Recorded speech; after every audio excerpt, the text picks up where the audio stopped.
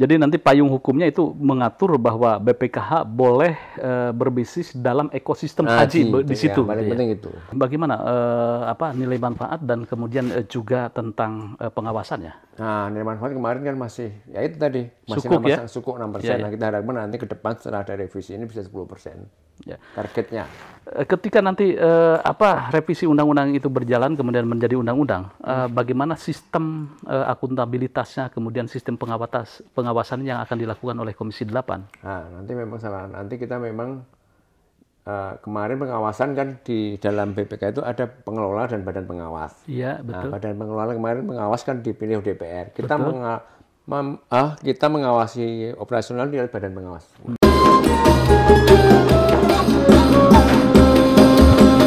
Assalamualaikum warahmatullahi wabarakatuh. Waalaikumsalam warahmatullahi wabarakatuh. Pemirsa pada Squad TV, kembali bersama saya Sukmares dalam program Edukasi Haji atau Edukasi Haji. Bersama saya telah hadir Bapak Singgih Januar. Apa kabarnya Pak Singgih? Sehat, sehat. Alhamdulillah sehat.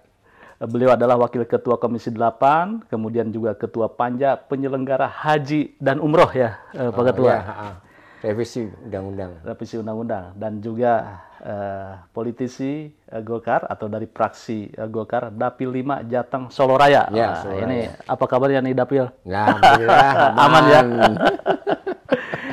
Jadi buat yang ada di Dapil Solo Raya harus menyimak nih tentang statementnya Pak Ketua. Ya. Kembali ke peran BPKH gitu kan ya, sekaligus gitu kan ya. Nah, juga kan ada revisi kan Undang-Undang Nomor 34 2014. Nah, esensi yang paling signifikan di situ apa Pak Ketua? Jadi gini Pak, jadi kita lihat BPKH itu pengelolaannya belum optimal. Jadi kemarin lebih banyak ke sukuk. Sukuk ya? Ya, sukuk. Nah, kalau kita ngomong sukuk, mending tetap nggak usah terlalu banyak orangnya, cukup berapa orang cukup. Itu sukuk kan cuma pemerintah, nanti ambil uang dari pemerintah kan gitu Pak. Iya. Itu sukuknya pemerintah semua kan betul, gitu. Betul. Harapan kita nanti sebagian dari dana yang masuk nanti dikelola BPK untuk profesional, jadi nanti ada penambahan income. Jadi awalnya 6% mungkin jadi 10% targetnya. Betul, nah, itu kan pendapatan itu akan memberikan subsidi ke ke BPKH, ke haji ya. Haji gitu. Iya. Kan masih banyak hal-hal yang bisa diambil, misalnya haji di sana pengelolaan hotel, terus nanti pengelolaan makanan mungkin bisa bisa mengambil juga porsi sendiri. Kemarin kan baru bumbu ya. Kan punya dapur sendiri. Iya. Terus nanti mungkin transportasi.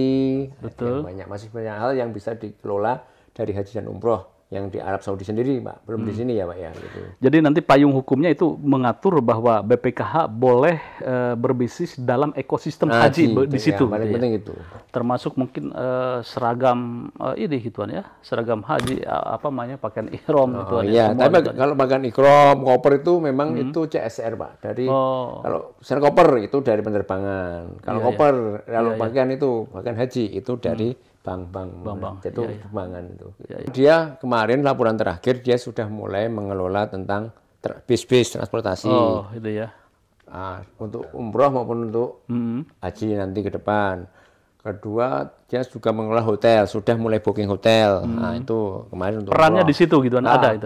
Sudah mulai lah, Pak. Tantangan yang terbesar dalam ini apa sih, Pak Ketua? Kalau tantangan terbesar itu kan ada panja. Panjanya itu kan Pak pimpinan yang lain lah. Kita belum terlalu mendalam. Tapi intinya kan itu. Kita ingin BPKH ini lebih optimal mengelola keuangan haji sehingga menghasilkan optimal yang bagi manfaat yang lebih besar dan nilai manfaat. Sejauh ini bagaimana nilai manfaat dan kemudian juga tentang pengawasannya? Nah, nilai manfaat kemarin kan masih ya itu tadi, masih sukuk 6%. Nah, kita harapkan nanti ke depan setelah ada revisi ini bisa 10%. Targetnya.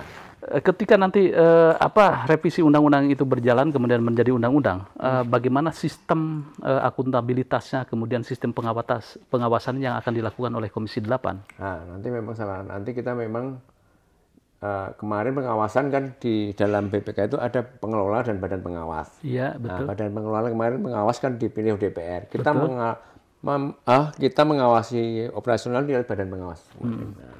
Jadi itu DPR akan melototi tentang implementasi operasionalnya dan lain-lain lewat badan pengawas. Badan pengawas. Karena memang investasi yang baru di luar dari sukuk itu memerlukan konsentrasi, kemudian memerlukan pengawasan yang lebih gitu ya. Jangan sampai dana haji ini diinvestasikan kemudian merugi. Merugi dan di luar ekosistem haji. Nah, jadi itu yang kita tekankan itu, Pak. Di situ ya. Nah, kita juga rencana, ada wacana sih, kita kemarin mungkin pengelolanya lain masih terlalu banyak juga ini. Kita efisiensinya di mana? Dengan 170 triliun itu apa dari badan pengelola kebanyakan atau nanti dari badan pengawasnya kebanyakan? Nah, nanti masih kita review jumlahnya juga. Iya. Oh, sampai ke sana. Sampai ke sana juga, Pak. Kita harus zaman berkembang loh, Pak. Kita harus udah pernah, udah berapa tahun? 10 tahun. 10 tahun ya. Nah, 10 tahun bagaimana ini bisa kita perbaiki lagi. Nah, terus nanti pengawasannya bagaimana? Karena ternyata dengan 7 itu malah kadang-kadang nggak saling sandera, malah nggak lancar. Ada yang bilang malah nggak lancar karena terlalu banyak urangan itu. Gitu. Jadi nanti RUU ini kita tunggu bagaimana esensi dan implementasinya untuk meningkatkan produktivitas dan nilai manfaat BPKH dan juga tentang fungsi dan peran dari BPH. Sebagai closing statement, bagaimana mungkin harapan dan juga sapa terhadap jamaah haji yang sudah mulai ke Arab Saudi? Jadi kita harapkan pada para jamaah haji yang sudah yang akan berangkat dan maupun sudah di Arab Saudi harus bisa menjaga kesehatan karena masih untuk perlu stamina dan fisik yang kuat. Jadi ini memang ibadah yang lain dengan maraton dan memerlukan ibadah fisik. Fisik gitu ya. Itu berapa hari dari tanggal 8, 9, 10, 11, 12, 13, 14 ya. Itu memerlukan stamina yang benar-benar kuat. Nah, jadi jemaah haji Bapak Ibu semuanya harus bisa menjaga kesehatan, bisa menjaga stamina sehingga ibadah hajinya dapat lancar. Jadi kalau yang awal ini diatur stamina jangan terlalu moyo. Nah, sehingga nanti pada saatnya malah puncaknya haji, malah nanti wajibnya, rukunnya nanti malah pas kurang pas sakit atau di rumah sakit, walaupun itu bisa dilakukan, tapi kan nggak kurang abdul lah intinya. Gitu. Baik para jemaah haji, tamu-tamu Allah, stamina tadi seperti Pak Singgi, stamina jaga untuk tetap sehat dan kuat. Ini adalah perjalanan ibadah bukan sprint tetapi maraton yang butuh stamina ini konstan ya. Terima kasih. Bagaimana menurut Anda? Kita nantikan juga tentang hasil dari revisi undang-undang BPH dan lain sebagainya. Saya tunggu komentarnya. Jangan lupa like, share, subscribe pada Suara TV. Wassalamualaikum warahmatullahi wabarakatuh. Waalaikumsalam warahmatullahi wabarakatuh. Terima kasih Bapak.